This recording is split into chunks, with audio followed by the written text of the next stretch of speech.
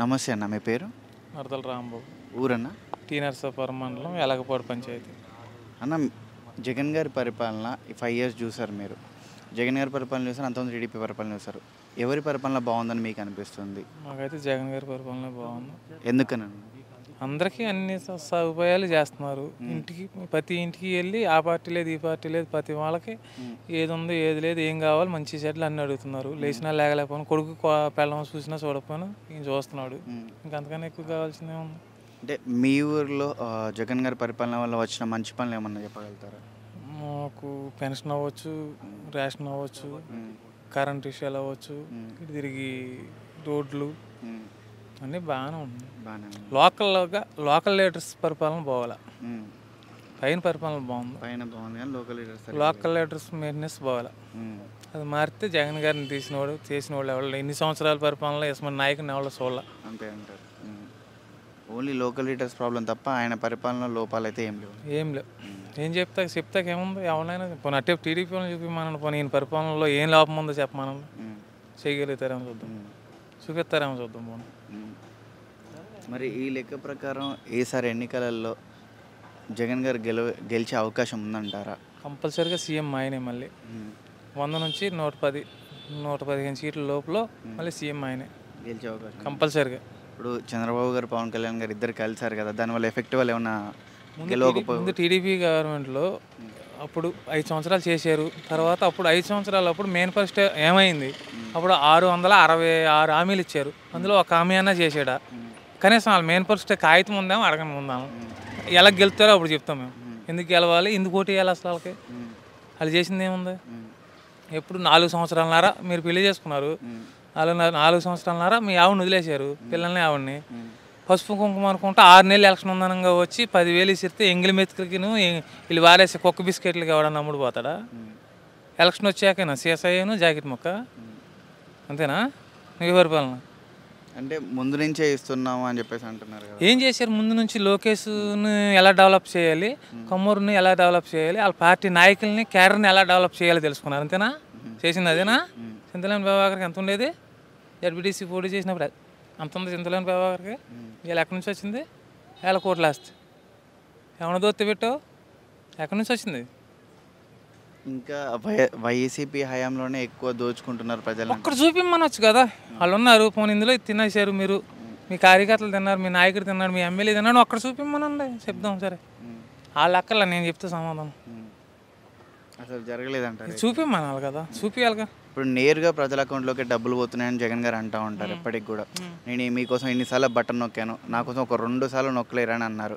So జనాలు నొక్కే పరిస్థితిలో ఉన్నారు. నొక్కుతారు కంపల్సరీ. పసుపు కుంకుమ ఇచ్చారు, నేరుగా జనానికి 10,000 ఇచ్చేసారా? వాళ్ళు అందరికి ఇచ్చారా? అన్ని పార్టీలకు ఇచ్చారా?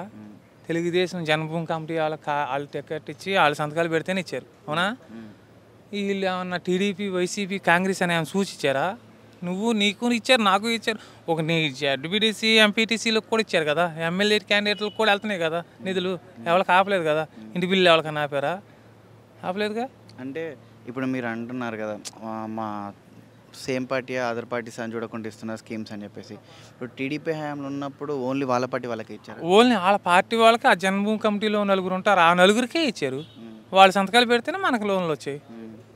ఇప్పుడు జగన్ గారు కక్ష రాజకీయాలు చేసి టీడీపీ పార్టీ వాళ్ళకి అసలు స్కీమ్స్ వెళ్ళకుండా చేస్తున్నారు అంటున్నారు. అందులో ఎంతవరకు నిజం? ఆ మాట పంచాయతీలో అవ్వచ్చు, కార్పొరేట్ సంస్థలో, మున్సిపాలిటీలో ఎక్కడైనా సరే, మేము టీడీపీ మాకు ఈ నిధులు రాలేదని ఎవరితోనో చెప్పిస్తారేమో, వాళ్ళ నాయకులు కానీ వాళ్ళు కానీ చెప్పిస్తే మేము వాళ్ళు ఏదంటే దానికి సమాధానం చెప్పే దానికి సిద్ధంగా ఉన్నాం. మేము వాళ్ళ నెంబర్లతో సహా, వాళ్ళ పంచాయతీ నెంబర్లకు కూడా మేము ఆపామని ఎక్కడన్నా చూపిస్తే, మా వైసీపీ పార్టీ వాళ్ళు టీడీపీలు చూపించగలిగితే దానికి మేము సమాధానం చెప్తాం.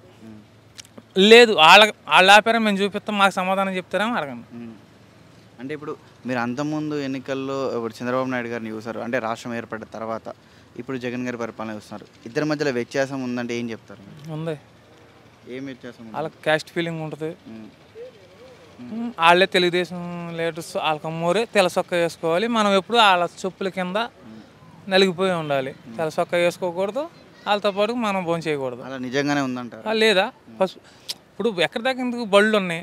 చంద్రబాబు అన్ని సంవత్సరాలు పరిపాలించాడు, నేను 14 40 సంవత్సరాలు ఇండస్ట్రీ అని చెప్తాడు. ఎప్పుడైనా గవర్నమెంట్ స్కూల్ని ఏ స్కూల్నన్నా డెవలప్ చేశాడా? నారాయణ వీళ్ళన్నీ వీటిని పైకి తీసుకొచ్చాడు తప్ప గవర్నమెంట్ స్కూల్ ఎక్కడన్నా డెవలప్ అయిందా? ప్రైవేట్ స్కూల్ ఎక్కడన్నా డెవలప్ అయినాయా? హాస్పిటల్స్ ఎప్పుడన్నా గవర్నమెంట్ హాస్పిటల్ ఎలా ఉన్నాయి ఎప్పుడన్నా? ఇప్పుడున్న హాస్పిటల్ ఉన్నట్టు వాళ్ళ మట్టుకే చూసుకున్నారు. ఇతర దేశాల్లో తెలుగుదేశం గవర్నమెంట్లో ఇతర దేశాల్లో చదువుకున్నది ఎవరు? జాబులు వచ్చింది ఎవరికి? సీట్లు వచ్చింది ఎవరికి? ఏ క్యాస్ట్కి వచ్చినాయి చెప్పండి? ఇప్పుడు అలాగనే ఉందా? అందరూ చదువుకుంటున్నారుగా, అవునా? అంటే ఇప్పుడు కుల రాజకీయాలు చేసే జగన్ గారా చంద్రబాబు నాయుడు? చంద్రబాబు నాయుడు.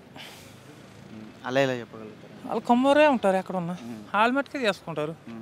ఇప్పుడు చంద్రబాబు నాయుడు గారు కొన్ని సంవత్సరాల ఎక్స్పీరియన్స్ ఉన్న క్యాండిడేట్, ఆయన వస్తే డెవలప్మెంట్ బాగా జరుగుతుంది. డెవలప్ చేసుకుంటానికి ఆయన డెవలప్మెంట్ అంతే. డెవలప్ రాష్ట్రం కదా, ఆయనకి బ్యాగ్ ఇస్తే నేను బ్యాగ్ ఇస్తే నా వెనకాల తిరుగుతాడు. నేను నాయకుని ఇప్పుడు నా వెనకాల తిరుగుతాడు. నీవు బ్యాగ్ ఇస్తే నీ వెనకాల తిరుగుతాడు. నరేంద్ర మోడీ దగ్గరికి వెళ్తాడు, ఆయన దగ్గర ఒక చేయి కొడతాడు, ఆయన బ్యాగ్ తెచ్చుకుంటాడు. ఇక్కడికి పోతాడు, ఇక్కడ బ్యాగ్ తెచ్చుకుంటాడు. రేపు పొద్దున్న జగన్ గారు ఇస్తే జగన్ గారు నేను నాయకుడు అంటాడు. అంటే సినిమాలో ఒక సినిమా అయితే కోట్లు వస్తాయి, నాకెందుకు ఈ ప్యాకేజ్ అంటే మరి అందుకే అసమంటప్పుడు డైరెక్ట్గా నువ్వే ఒక్క సినిమా తీస్తే కోట్లు వస్తాయి. ఒక సినిమా నువ్వే సీఎం పోటీ చేయి. నువ్వు సీఎం క్యాండిడేట్ పోటీ చేయలేవు. 24 కనీసం ఒక జిల్లాకి క్యాండిడేట్ని పెట్టుకుని పోటీ చేస్తావు నువ్వు? చెయ్యు. నీ వెనకాల తోట చంద్రశేఖర్ ఎంత పెట్టుబడి పెట్టాడు నీకు? నువ్వు ఫస్ట్ పార్టీ పెట్టినప్పుడు నేను నమ్మి తోట చంద్రశేఖర్ ఎంపీ పోటీ చేసి ఎంత పెట్టుబడి పెట్టాడు? ఆడు గుర్తున్నాడా నీకు? నీ ఆవులను మర్చిపోయినట్టు మర్చిపోయావు వాళ్ళని. నీ పార్టీ ఎలా బతికిద్ది? నీ ఎమ్మెల్యేలు ఉన్నారా? నీ సీఎం, నువ్వు సీఎం అని క్యాండిడేట్ చెప్పగలుగుతావా? ఇంకెందుకు నీకు?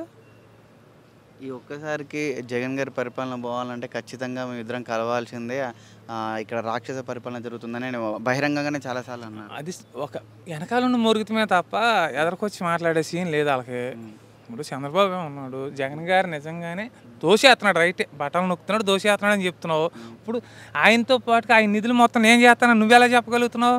నేను చేసేది మంచిదనే కదా నువ్వు చెప్పింది. ఇప్పుడు సర్టిఫికేట్ నువ్వే ఇచ్చావు కదా జగన్ గారు మంచోడని. ఆయన చేసే పదహాలన్నీ నేను ఇస్తానని చెప్తున్నావు కదా. ఇప్పుడు కొత్తగా నేనేం చేస్తానని చెప్పావు పోనే. జగన్ గారు ఇవన్నీ చెప్పాడు, మేనిఫెస్టోలో పెట్టి మొత్తం చెప్పాడు, చేశాడు. నాకు మళ్ళీ అవకాశం ఉంటే మీకు నేను మంచి చేశానని ఉంటే కనుక నాకు ఓటేం లేకపోతే వేయొద్దని ఆయన చెప్తున్నాడు. నువ్వు ఆ మాట చెప్పగలుగుతావా?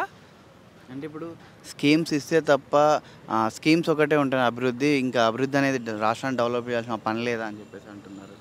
రాష్ట్రాన్ని డెవలప్ చేయాల్సిన అవసరం లేదా? ఓన్లీ స్కీమ్స్ ఇస్తే సరిపోయిద్దా?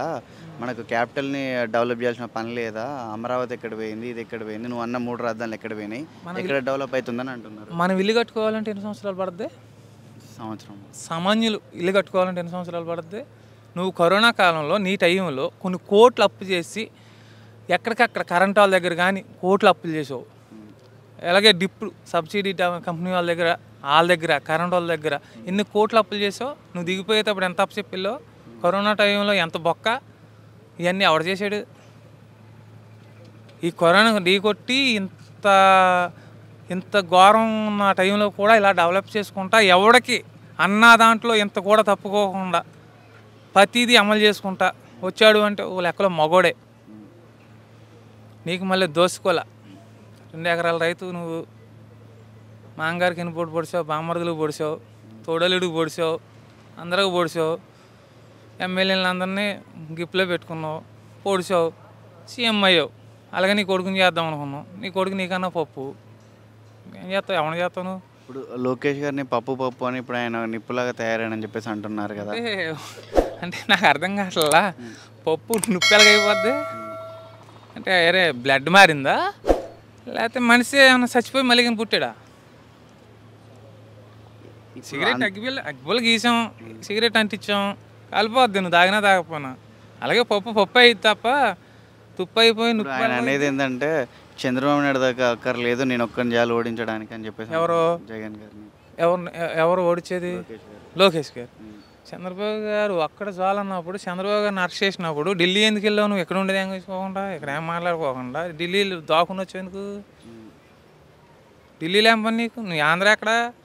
నువ్వు ఢిల్లీ ఎందుకు వెళ్ళావు? ఏసీ రూమ్లో పప్పుంటాకి వెళ్ళావా? కారణమ్మాలతో పులితాకి వెళ్ళావా? సో మొత్తానికైతే ఇక్కడ జగన్ గారు మళ్ళీ గెలిచే అవకాశం ఉందంటారు. కంపల్సరీ గెలుస్తాడు, అందులో రాజీ తేడా లేదు. పక్క గెలుస్తాడు. పక్కా గెలుస్తాడు.